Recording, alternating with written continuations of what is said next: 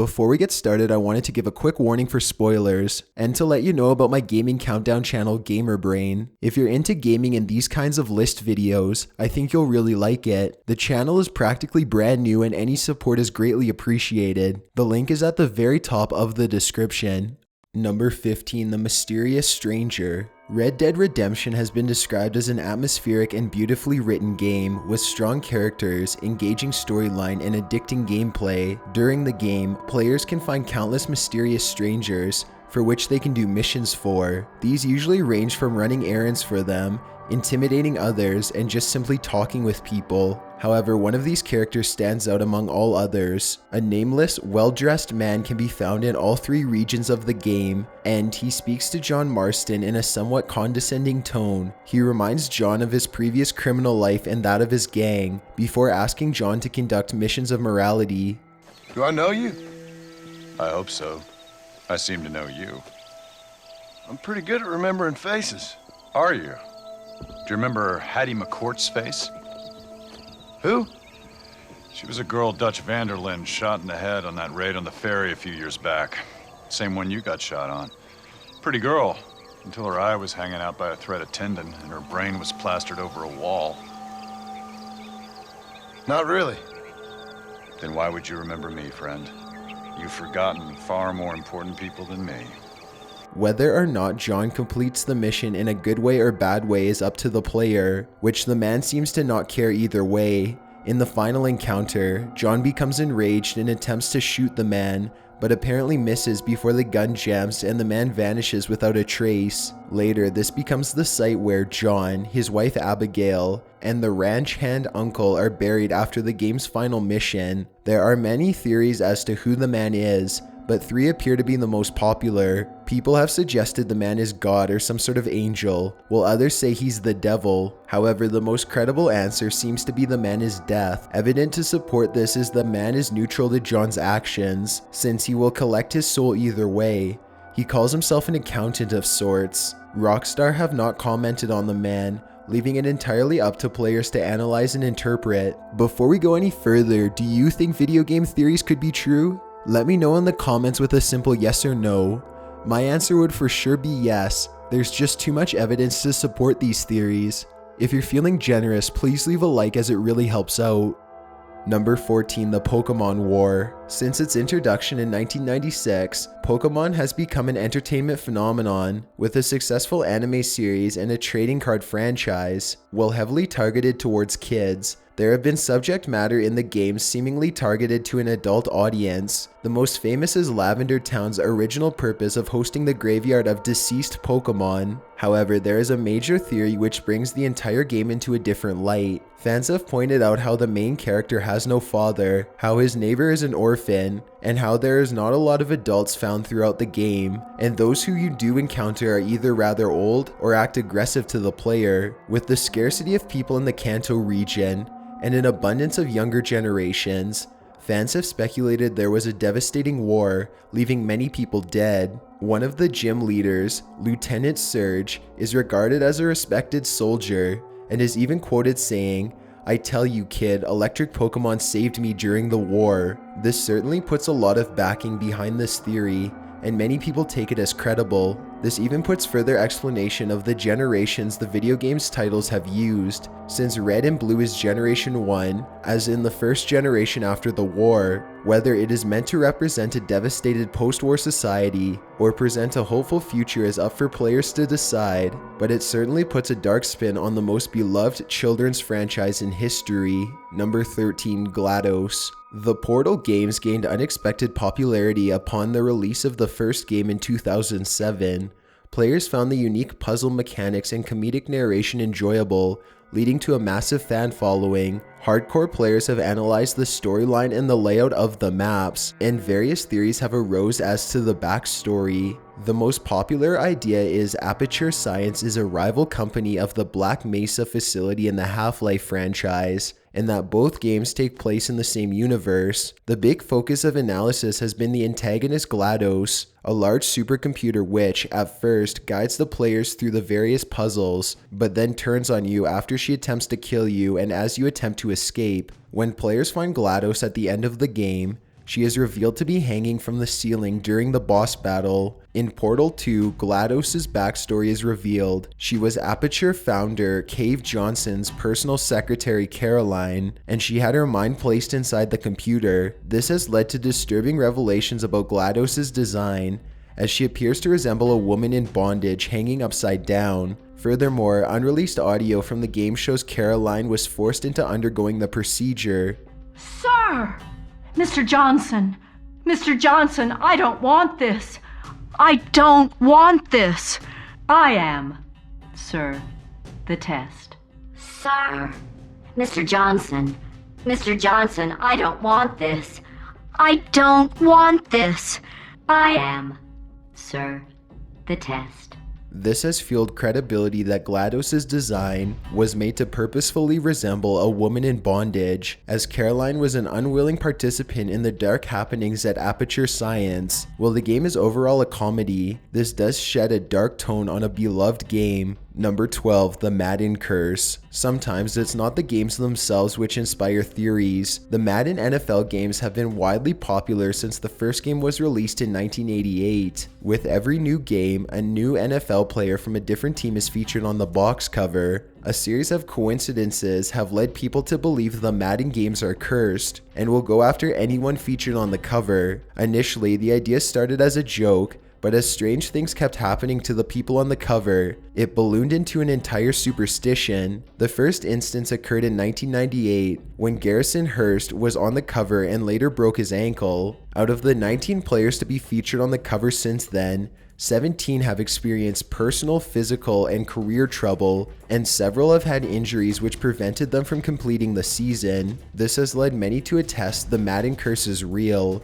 and players should decline to be on the cover. However, both the NFL and EA games have dismissed the idea as mass hysteria and imagination run wild. This hasn't deterred fans from attempting to figure out a way to break the curse and allow players to safely pose for the cover of future Madden games. Number 11, Limbo, Purgatory or Hell. Limbo was a puzzle game released in 2010. It was praised for its simplistic but beautiful artwork and immersive gameplay. The entire game contains no dialogue and minimal sounds, depending on ambient music and background noises to create the atmosphere of the game. While the story is largely left to speculation, it is believed the player is traveling to find his sister, but for unknown reasons. There are subtle clues in the game which hint at the background story, and many theories have appeared since its release. The most popular explanation is the entire game takes place in either Purgatory or Hell, with the title being used as the main hint. Limbo is the first circle of hell in Dante's Inferno, and is a place for those who were unbaptized reside, though not necessarily being punished. Limbo is also a word used to describe being in between one plane of existence and another, which makes the idea it takes place in Purgatory as likely. Once the player completes the game, he walks slowly towards his sister before the game abruptly ends. The main menu screen shows the area where the game ends, but with a broken ladder and two groups of flies in separate areas. It is believed the main character died along with his sister, and he was somehow responsible for their deaths. Therefore, he was sent to Purgatory and must now navigate through the world to redeem himself. Another theory is the main character is on a mission to kill his sister, with the AI characters encountered along the way tasked with stopping you. Whichever the real meaning is left up for speculation, but it certainly makes the simplistic storyline much more in-depth and complex. Number 10, Luigi's Dead. Players of Luigi's Mansion will note that while the game is still very family-friendly, it still has a darker tone than the rest of the Mario series. The game was a quick fan favorite, with the new game mechanics and with players controlling Luigi for a change. Ever since its release, people have tried to analyze the game and its strange storyline, leading some to believe Luigi is actually dead throughout the game. Interestingly enough, this theory began as a result of a glitch found in the attic. Whenever lightning flashes, Luigi's shadow is cast several feet in the air and in the AI's default pose, not matching Luigi's stance at all. People thought it was meant to represent Luigi had hung himself in the mansion's attic, and now he is in some sort of hell and attempting to escape. Developers dismissed this claim, stating it was a glitch not caught during development and was too late to fix by the time of its discovery post-release. This has not dissuaded fans from adding to the theory, coming up with reasons why Luigi might be dead or have committed suicide. A common theory is Luigi was tired of being in the background of his brother, so he took his own life. It is much too dark for a game meant to be child-friendly, but it wouldn't be the first time developers have added adult themes into video games. To this day, gamers continue to speculate about Luigi's Mansion, while the developers have stood their ground with the official explanation. Number 9. Satanic World of Warcraft. With a world as vast as World of Warcraft, it's no surprise various bizarre encounters occur. In the region of Goldshire, players have found a group of 6 children who move together throughout the Elwyn Forest. The children seem to reside in a cottage, which they always stay near. The children spawn from the house at 7 AM server time, run to the Valley of Heroes, then to Mirror Lake, and then right back to the cottage, where they stand in a distinct pattern before despawning. Those who have explored the house have reported to hear unsettling music when in the house, and the children will sometimes stand in a pentagram pattern. Sounds heard in the cottage have also been a banshee scream, a ghoul call, growling, a woman crying, and a dark voice saying, "You will die, and death is close." You will die. This has caused speculation that the children are worshippers of some sort of satanic entity in the World of Warcraft lore. One of the children has been rumored to say, "Remember Satan? Good old Satan." So far, no official explanation has been given about the children by Blizzard, but the community accepts them to be an Easter egg meant to make the players feel creeped out and speculate. There has also been comparisons to Children of the Corn and Village of the Damned, since both also contain creepy children conducting malevolent actions. However, the children appear to have no in-game and real-life consequences to players, but it's surprising no creepypasta story has taken advantage of this to date. Number 8. Death and Majora's Mask. The Legend of Zelda series has a huge nostalgia factor on people today, and with each new game a new generation to admire its beauty. Back in 2000, Nintendo released Majora's Mask, a direct sequel to the critically acclaimed Ocarina of Time. Both games have similar themes in terms of time, but it is what aspect of time that has intrigued players. There is a huge theory about Majora's Mask that the entire theme is death, and how people deal with the inevitability of death. The 5 areas in the game is said to represent the 5 stages of grief. Clocktown is denial, with the citizens ignoring the falling moon in order to celebrate the carnival. The swamp is anger, with the inhabitants blaming others for their despair. The Goron village is bargaining, with the inhabitants begging Link to save them. The Great Bay is depression, with the people saddened by the circumstances befalling them. And finally, the Icona Valley is acceptance, with the spirits of the dead there accepting they are dead, and mainly keeping to themselves. This has caused widespread debate amongst the online community, and there is so much to discuss that it all can't be detailed here. There is so much speculation and analysis to give great credibility to this theory, and it makes for an interesting topic of analysis and discussion. Number 7. Braid and the Destroyer of Worlds. Back in 2008, Number 9 Incorporated developed the puzzle game Braid, and it quickly rose to the top of the Xbox arcade charts. Game reviewers from Metacritic to GameSpot gave it overwhelming praise, furthering the game's popularity. The game has you play as Tim, who is searching for a princess who is kidnapped by a monster. As the game goes on, it becomes more evident Tim is in fact the monster, which is revealed at the very end of the game. Those who have analyzed the game have discovered links between the game's themes to that of the creation of the nuclear bomb. This has led people to theorize the game is an allegory of the guilt the scientists felt upon the bomb's creation. The evidence to suggest this are hidden messages players can find in the game, including the famous quote, "Now we are all sons of bitches," which was uttered by Kenneth Bainbridge after he witnessed the first nuclear test in New Mexico. Furthermore, Tim is a scientist, and the main mechanic of the game is Tim's ability to alter the flow of time. It is speculated this is Tim's desire to reverse time so he would have nothing to do with the bomb's creation. Well, without this revelation, Tim appears to be the true antagonist, but now knowing what he wants to do and what the princess possibly represents, he becomes more of a sympathetic anti-hero rather than a full-blown villain. With the amount of hype and speculation surrounding this game, it is a further example of video games being an art form. Number 6, the weighted companion corpse. Besides the non-existent cake which took fans by storm, Portal players also took a liking to the weighted companion cube. It looks no different than the other cubes used for puzzle solving throughout the game, but this one has a heart on the sides, and is used in more than one of the rooms in the game.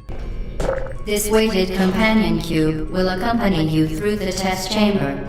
Please take care of it. However, once its purpose is complete, Glados asks you to dispose of the cube in an incinerator. While it has been a faithful companion, your companion cube cannot accompany you through the rest of the test. If you euthanized your faithful companion cube more quickly than any test subject on record. Congratulations. Disturbingly enough, Glados warns the player to not listen to the cube should it begin to talk, even though it's an inanimate object. This has caused players to speculate there's more than meets the eye. The way Glados speaks about the cube almost makes it seem it has some sort of sentient being. I think that one was about to say, I love you. They are sentient, of course. We just have a lot of them.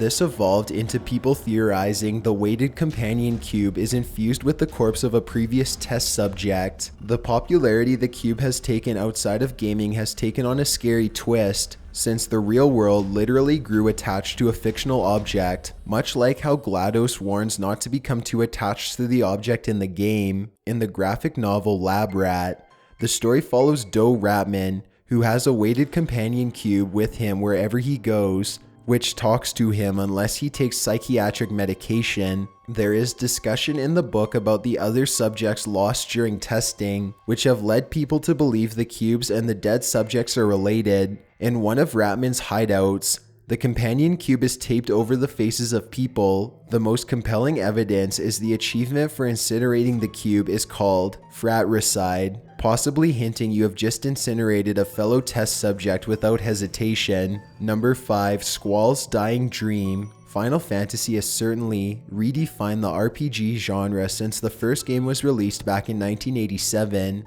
People have become engulfed in the Final Fantasy world and its numerous cast of characters. The storylines have also been known to be complex and well written, even to the point where symbolism has been discovered within. By far the most popular symbolism discussion concerning the games is during the events of Final Fantasy VIII. The main character, Squall, suffers a grave wound during a fight when he's impaled by an ice shard. However, in the next scene, Squall appears in good health and unfazed, despite the severity of his inflicted injuries. Fans have wondered why this is, and have theorized Squall is in fact dead, with the remainder of the game being his dying dream before slipping into the afterlife. The dream is similar to the life flashing before one's eyes, but is instead representing Squall's regret of not living to his full potential, and him witnessing where he could have gone and what he could have been. There are several points of dialogue which seems to support this theory, with Squall even acting surprised when he sees his wound is gone upon awakening. Also, during the ending,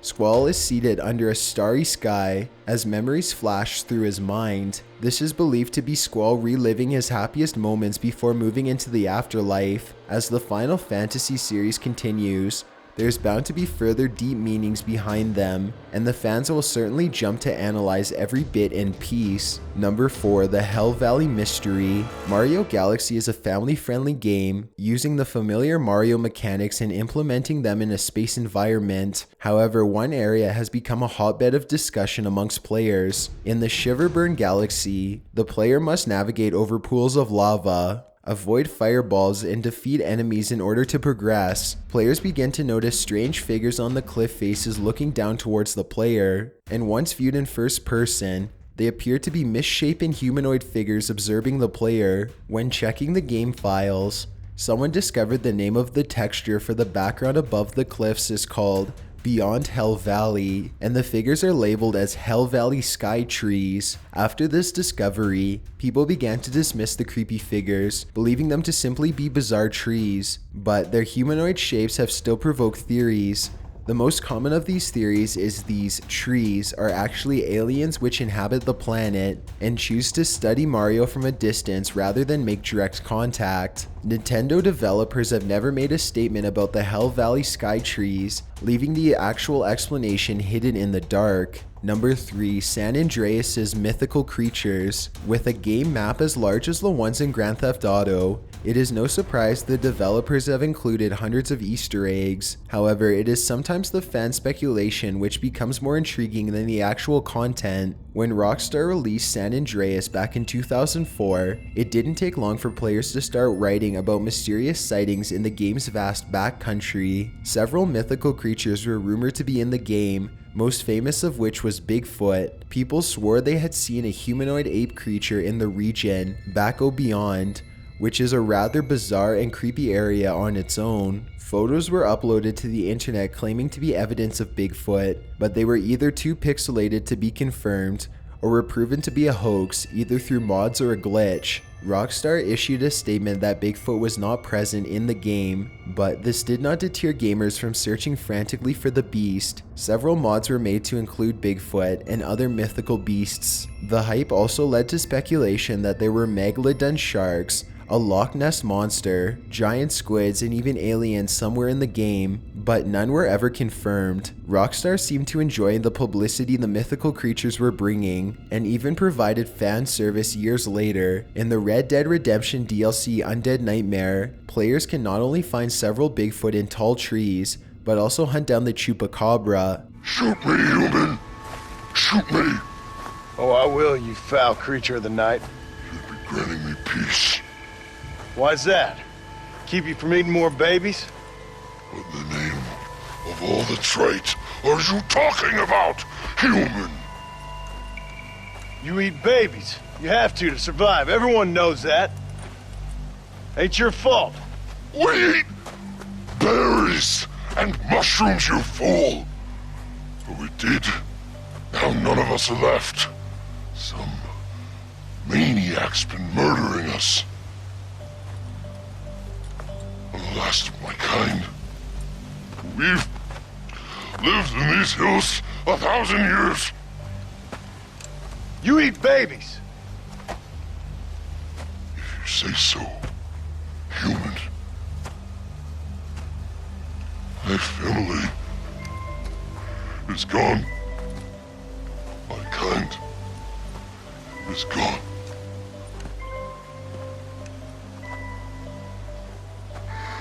Shoot me. I can't take it anymore. Make it stop.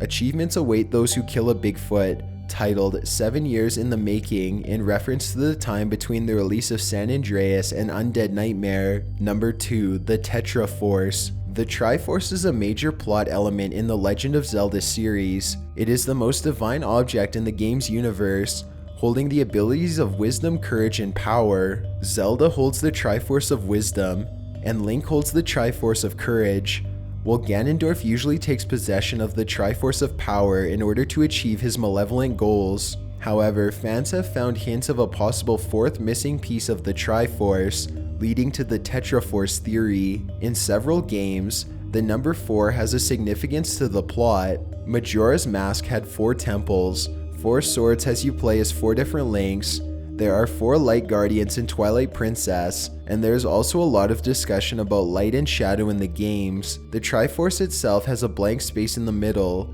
which is also a triangle though darkened. This is believed to represent the Triforce of Shadow, explaining all the evil in the world of Hyrule. Evidence for this is the Shadow Medallion has an upside down triangle in Ocarina of Time. In the Japanese language, the word for force sounds similar for the word for death, and so it is believed the 4th Triforce could be in fact the Triforce of Death. On a more positive level, there have also been references and use in the game's mechanics of time manipulation, leading many to believe the fourth piece is related to time. This theory has gathered a lot of support simply because there are so many different theories behind what the fourth piece could be, and it could possibly be explained in the future games. Number 1, the Earthbound abortion. For the most part, Earthbound is a family-friendly game, but once the game progresses, the story gets noticeably darker in tone. In the final level of the game, the main character, Ness, and his companions travel back in time to fight the final boss,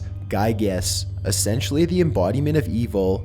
Giygas is a truly terrifying form, resembling a grotesque screaming face in its first form. As the boss battle goes on, it becomes more and more terrifying and surreal. People analyzing the game notice Giygas' final form seems to be the outline of a fetus, and people have speculated the final boss battle is representing an abortion. People have observed the devil machine, where Giygas dwells, resembles a cervix, with Giygas in an egg-shaped vessel in the center. As the story goes, Earthbound creator Shisato Itoi had a traumatic experience in childhood when he accidentally walked into a showing of The Japanese Policeman and the Dismembered Beauty. The scene playing was disturbing, and Itoi believed he was witnessing a rape on screen. This has led some people to believe Itoi is using the game as a way to cope with the memory, and is literally having a fetus aborted due to it being a production of rape. None of the theories have been confirmed, but it continues to lead to speculation to this day. Before you go, I wanted to tell you about the giveaway I'm hosting. But first off, thanks for watching, and leave a like so I know you made it to the end of the video. Don't forget to subscribe because I upload new videos every week. My name is Chills, and I'm thanking you all for your support by giving away 3 $100 Amazon.com gift cards. It's completely free to enter, and you can enter the giveaway by visiting the link at the very bottom of the description. It doesn't matter when you're watching this video, because top15s.net/giveaway will automatically direct you to my most recent giveaway. See the terms and conditions on the linked page for full details.